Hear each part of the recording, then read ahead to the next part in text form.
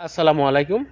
আমরা অনেকেই ভুলে গিয়েছি সেই চোরের গল্পের কথা, গ্রামে চোর ঢোকার গল্পের কথা। তো গ্রামে সাধারণত মহিষ গরু নিয়ে মানুষের বসবাস।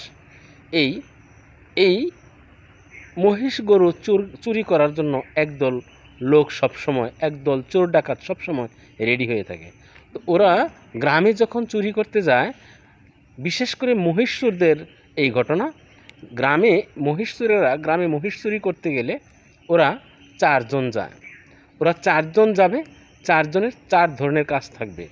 অর্থাৎ একজন চুরি করবে, আর একজন ওই পথের ধারে কোনো এক রাস্তার চার মাথায় দাঁড়িয়ে থাকবে, একজন ঘন্টা বাজাবে, আর একজন সে অন্যদিকে হাঁটতে থাকবে।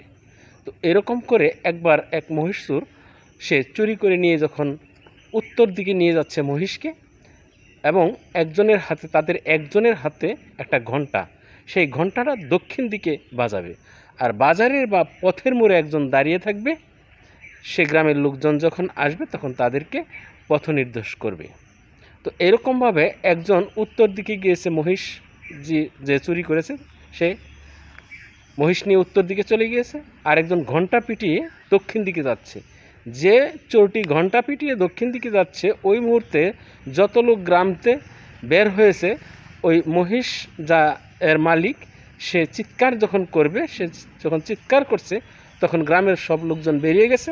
আর ওই মুহূর্তে ওই যে ঘন্টা পিটাচ্ছে সে বলছে, আমি দেখছি দক্ষিণ দিকে এই মহিষ চোর গিয়েছে, তাই তার পিছনে পিছনে যাচ্ছে। তখন গ্রামের ওই সব লোকগুলি ওই দিকে চলে যায়। আর ওই রাস্তার মোড়ে যে দাঁড়িয়ে আছে সে অন্য কথা বলে, সে বলে আমি দেখছি পূর্ব দিকে যেতে। কাজেই একদল লোক পূর্ব দিকে চলে যায়, আর ওই যে উত্তর দিকে যিনি যাচ্ছে সে নির্বিঘ্নে নিশ্চিন্তে চলে যাচ্ছে। আরেকজন মুরব্বী গোছের লোক থাকে, সেও ওখানে থাকে, সে বলে সম্ভবত পশ্চিম দিকে গিয়েছে। মানুষগুলিকে এরকম দিকভ্রান্ত করে ফেলে ওই চার চোরে। তো যা হোক, সবাই ওই ঘন্টা পিটিয়ে যে যাচ্ছে তার পিছনে পিছনে সবাই চলে গেল, নির্বিঘ্নে ওই মহিষ নিয়ে উত্তর দিকে যে যাচ্ছিল সে চলে গেল।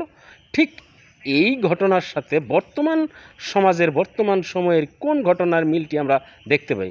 বর্তমান সময়ের সুধী সমাজের কাজ হচ্ছে এই, অর্থাৎ যে চুরি করে, যে দুর্নীতি করে, যে আসলে মানুষের ক্ষতি করছে, সেই লোকগুলিকে এই সুধী সমাজ অন্যদিকে ডাইভার্ট করে, সাধারণ মানুষের চোখকে অন্যদিকে ডাইভার্ট করে নিয়ে যায়।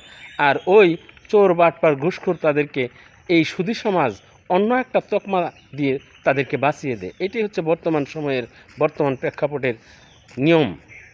ধন্যবাদ।